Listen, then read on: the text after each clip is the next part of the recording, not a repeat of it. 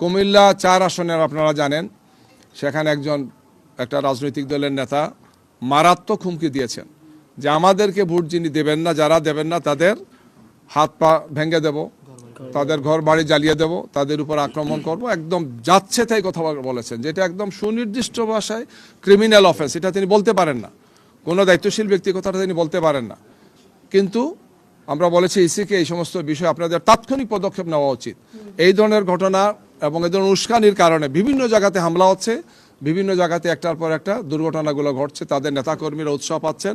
এই যে নেতাদের উপর হামলা, গাড়িতে হামলা, নারীদের উপর হামলা, মহিলা কর্মীদের উপর হামলা হচ্ছে, এগুলোর কারণ এই সমস্ত নেতাদের উস্কানিমূলক বক্তব্যের কারণে এগুলো হচ্ছে। ইসির সদস্যরা আমাদেরকে বলেছেন যে আমরা তাৎক্ষণিকভাবে অ্যাকশন নিচ্ছি, খোঁজখবর নিচ্ছি, প্রস্তুতি আমরা নিচ্ছি, এগুলো আমাদেরকে তারা সবসময় বলেন। আমরা বলেছি শুধু বললেই তো হবে না, আপনাদেরকে কার্যকর ভূমিকা রাখতে হবে।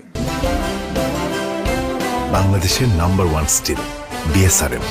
জাতি দেখতে চায় যে একটি সুন্দর নির্বাচনকে, একটি উৎসবমুখ পরিবেশে যে নির্বাচন হতে যাচ্ছে সেটাকে নষ্ট করার জন্য, প্রশ্নবোধক করার জন্য যে বা যারা কাটছেন তারা ফেসিবাদের দূষর হিসেবে যদি আইন শৃঙ্খলা বাহিনীর ভিতরে ঘাপটি বেড়ে থাকেন তাহলে তাদেরও চিহ্নিত করা উচিত, তাদেরকে চিহ্নিত করে আইনের মুখোমুখি করা উচিত।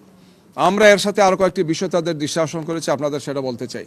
সেটি হচ্ছে আমরা বডি ক্যামেরা একটা তালিকা দেখেছি, ইসি দিয়েছেন, আপনারা তো ওয়েবসাইটে দেখবেন।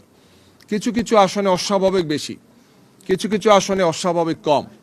ওনারা একটা ব্যাখ্যা দিয়েছেন। আমরা বলেছি আমাদের কাছে যেটা মনে হয়েছে যে যেখানে বেশি একটা বিশেষ দলের একটা দলের এখানে অবস্থাটা মানে ভালো, আবার যেখানে কম সেখানে আরেকটা দলের অবস্থা ভালো। এতে বোঝা যাচ্ছে বিশেষ কোনো দলকে সুবিধা দেওয়ার জন্য এই ধরনের বেশি অথবা কম করেছেন কিনা।